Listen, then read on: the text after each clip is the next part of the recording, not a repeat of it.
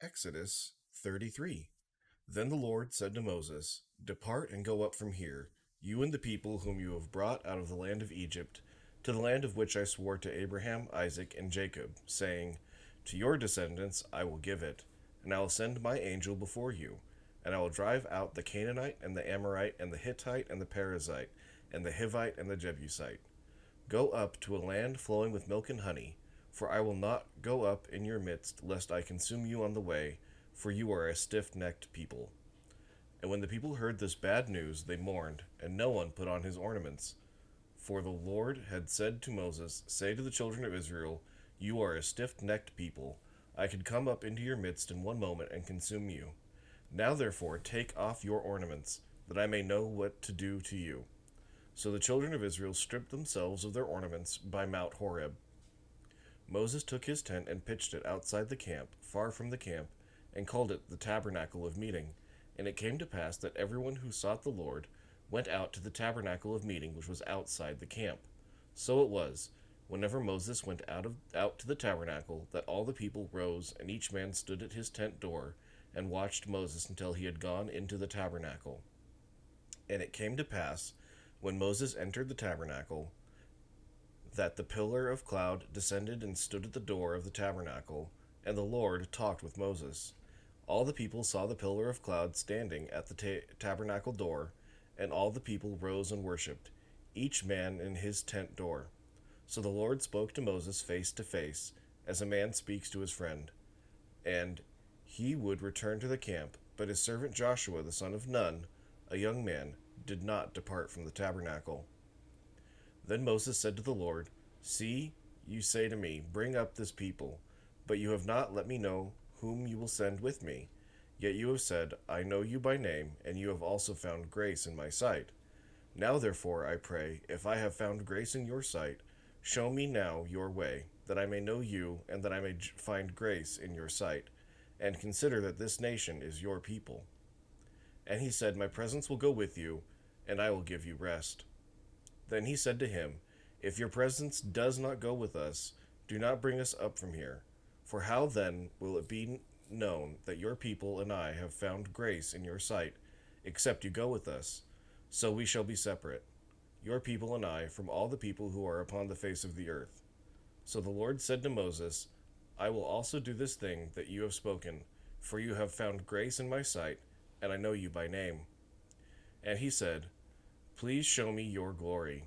Then he said, I will make all my goodness pass before you, and I will proclaim the name of the Lord before you. I will be gracious to whom I will be gracious, and I will have compassion on whom I will have compassion. But he said, You cannot see my face, for no man shall see me and live.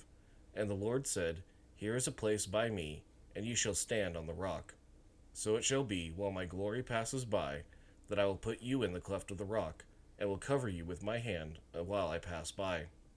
Then I will take away my hand, and you shall see my back, but my face shall not be seen. Chapter 34. And the Lord said to Moses, Cut 2 tablets of stone, like the first ones, and I will write on these tablets the words that were on the first tablets which you broke. So be ready in the morning, and come up in the morning to Mount Sinai, and present yourself to me there on the top of the mountain. And no man shall come up with you, and let no man be seen throughout all the mountain. Let neither flocks nor herds feed before that mountain. So he cut 2 tablets of stone like the first ones. Then Moses rose early in the morning and went up Mount Sinai, as the Lord had commanded him, and he took in his hand the 2 tablets of stone. Now the Lord descended in the cloud, and stood with him there, and proclaimed the name of the Lord. And the Lord passed before him and proclaimed, the Lord God, merciful and gracious, long-suffering and abounding in goodness and truth, keeping mercy for thousands, forgiving iniquity and transgression and sin, by no means clearing the guilty, visiting the iniquity of the fathers upon the children and the children's children, to the 3rd and 4th generation. So Moses made haste and bowed his head toward the earth and worshipped. Then he said, If now I have found grace in your sight, O Lord, let my Lord, I pray, go among us, even though we are a stiff-necked people, and pardon our iniquity and our sin, and take us as your inheritance. And he said, Behold, I make a covenant before all your people. I will do marvels such as have not been done in all the earth, nor in any nation. And all the people among whom you are shall see the work of the Lord. For it is an awesome thing that I will do with you. Observe what I command you this day. Behold, I am driving out from before you the Amorite and the Canaanite and the Hittite and the Perizzite and the Hivite and the Jebusite. Take heed to yourself, lest you make a covenant with the inhabitants of the land where you are going, lest it be a snare in your midst. But you shall destroy their altars, break their sacred pillars, and cut down their wooden images. For you shall worship no other God, for the Lord, whose name is jealous, is a jealous God. Lest you make a covenant with the inhabitants of the land, and they play the harlot with their gods, and make sacrifice to their gods, and one of them invites you, and you eat of his sacrifice, and you take of his daughters for your sons, and his daughters play the harlot with their gods, and make your sons play the harlot with their gods. You shall make no molded gods for yourselves. The feast of unleavened bread you shall keep. 7 days you shall eat unleavened bread, as I commanded you, in the appointed time of the month of Abib. For the month of Abib you came out of Egypt. All that open the womb are mine, and every male firstborn among your livestock, whether ox or sheep, but the firstborn of a donkey you shall redeem with a lamb. And if you will not redeem him, then you shall break his neck. All the firstborn of your sons you shall redeem.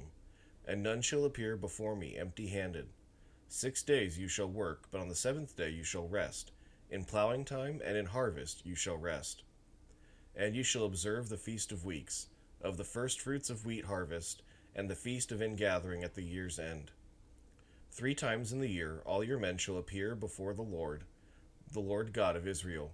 For I will cast out the nations before you, and enlarge your borders. Neither will any man covet your land when you go up to appear before the Lord your God 3 times in the year. You shall not offer the blood of my sacrifice with leaven, nor shall the sacrifice of the feast of the feast of the Passover be left until morning. The first of the firstfruits of your land you shall bring to the house of the Lord your God. You shall not boil a young goat in its mother's milk. Then the Lord said to Moses, Write these words, for according to the tenor of these words I have made a covenant with you and with Israel. So he was there with the Lord 40 days and 40 nights. He neither ate bread nor drank water, and he wrote on the tablets the words of the covenant, the 10 Commandments. Now it was so, when Moses came down from Mount Sinai, and the 2 tablets of the testimony were in Moses' hand, when he came down from the mountain, that Moses did not know that the skin of his face shone while he talked with him. So when Aaron and all the children of Israel saw Moses, behold, the skin of his face shone, and they were afraid to come near him. Then Moses called to them, and Aaron and all the rulers of the congregation returned to him, and Moses talked with them. Afterward all the children of Israel came near, and he gave them as commandments all that the Lord had spoken with him on Mount Sinai.